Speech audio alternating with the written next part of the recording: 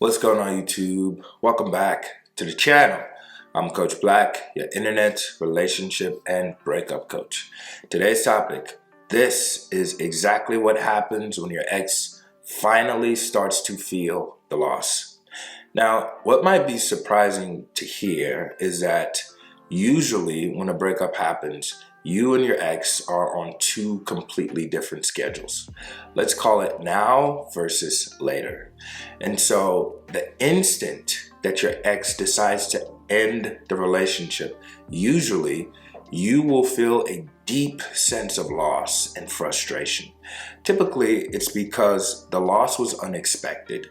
Your ex probably was thinking about the breakup for weeks and months, but all of that information was in your ex's mind.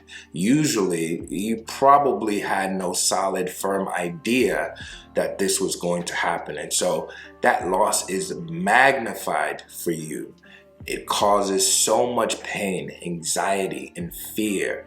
This is why usually the person who gets dumped tends to have a stronger reaction. You might have been begging your ex, hey, we can get through this. Let's talk about this.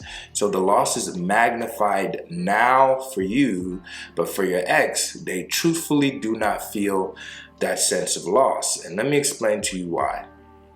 See, there's a totally, completely different perspective when you give something up versus when you lose it. Okay, so for example, I want you to think for a second. Let's say that you were working at a company and you pack your lunches and take them to work every single morning. Now, when you're packing your lunches, typically, you're probably not the best cook. So if you're packing your lunches, maybe you want to save money or you want to eat healthy. So you're packing, maybe you got rice and chicken and beans and things that you're not maybe excited to eat the next morning, but you pack it up anyway and you take it to work and you put it in the fridge at your office. Now, what typically happens is that when it's lunchtime, you're gonna go into the fridge and you just eat the meal that you had there with no excitement. Like it's just the meal that you prepared. But the complete distinction is what happens when you go into the fridge and for some reason your lunch is no longer there. Somebody took your lunch. Somebody stole your lunch unexpectedly.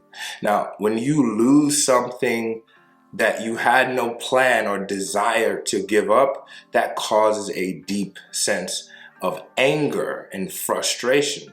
And a breakup for the dumper, it's like they gave you up. It's like going to donate clothes at a thrift store. You're not going to miss those clothes. You made a conscious decision to give up the clothes. It's totally different from when someone steals your lunch at work and it's unexpected. That causes a lot of pain. So because your ex gave up the relationship, usually they don't feel the loss that you do. They decided to do this. They're comfortable. They are certain that the grass is greener and they feel good. But usually because they gave you up, they still have this sense of, I can get them back if I really wanted to.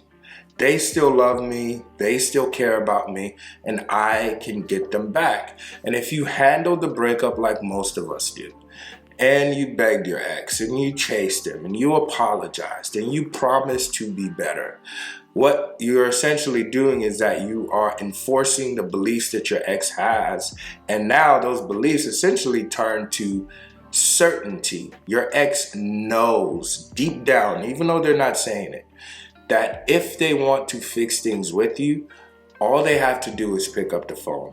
That's the level of certainty that they have. And so throughout this breakup journey, to make your ex actually feel the things that you're feeling today, to make them feel the loss of the relationship, you have to change what they know, or at least change what they think they know, to a belief. You have to insert a little bit of doubt. Think about it. There was something I heard not too long ago, and it's so powerful and profound.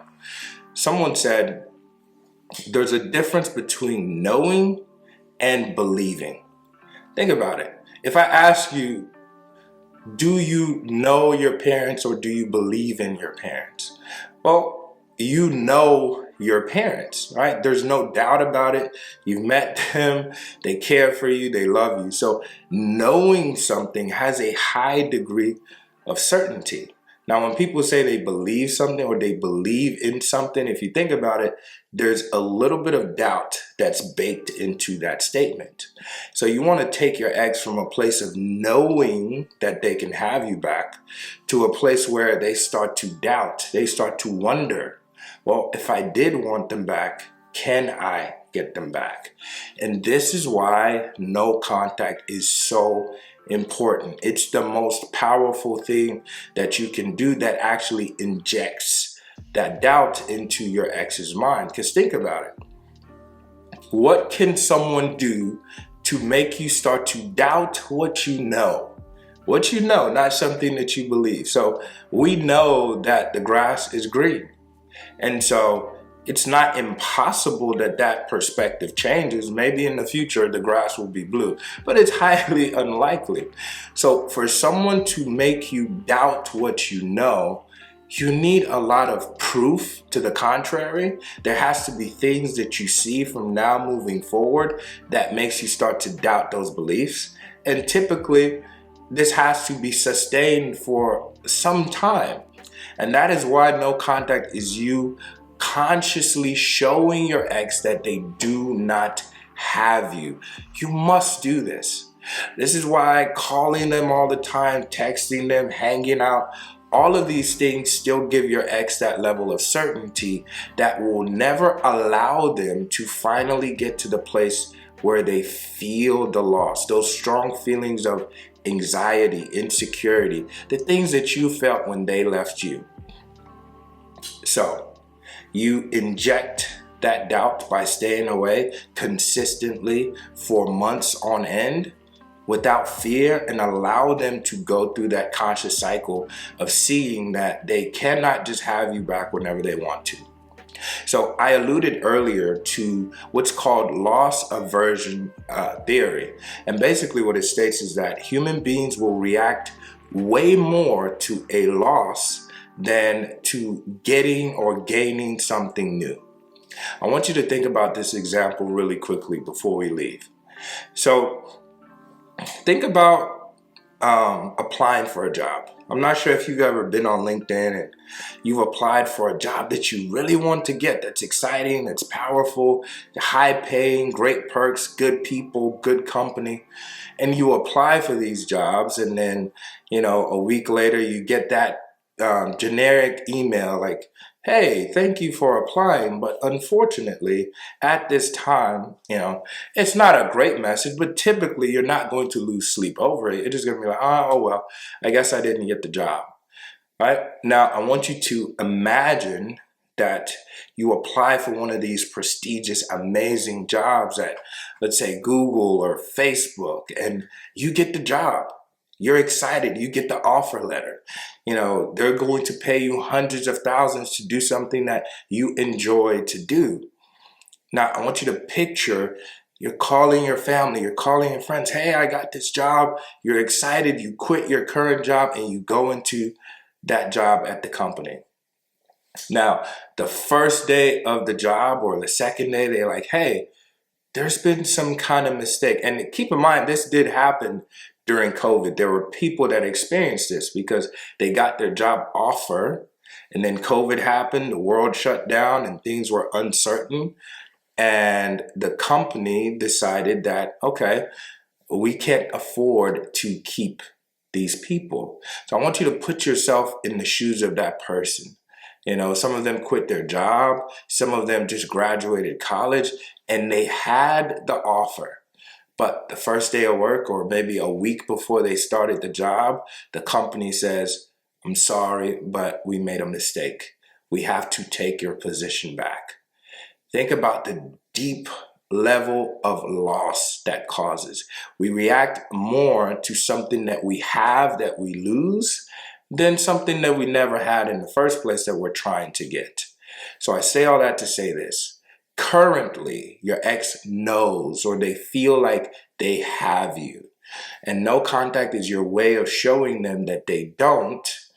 And when you inject that doubt, when they start to question, and that knowing goes from knowing to believing that maybe I could get them back, maybe I couldn't. When you inject that doubt, this is when they start to wonder. And they'll do something to confirm and see and test, can I still get her back?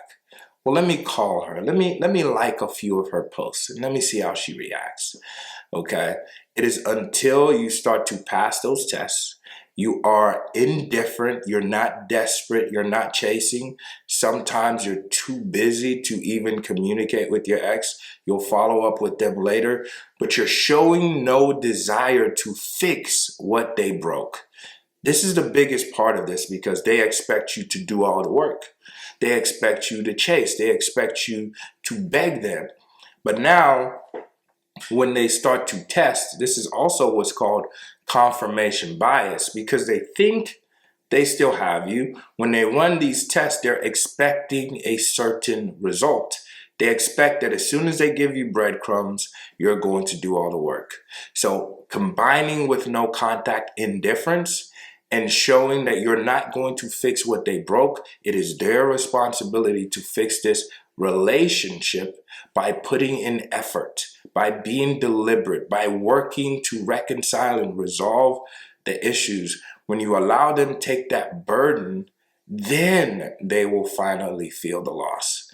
And when they feel that loss, because you have put in so much effort, you are a valuable person that love them, that care for them.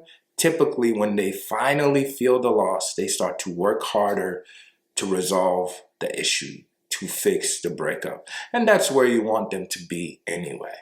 And that's the best place to be coming from. So you must do no contact. Remember, we're trying to change knowing to having a certain level of doubt, to wondering if what they knew is actually true.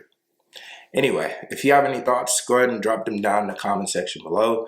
If you want to talk to me one-on-one, the quickest way to do so is to click the first link in the description. If you haven't already, like this video, subscribe to the channel, and I'll catch you in the next one. Peace.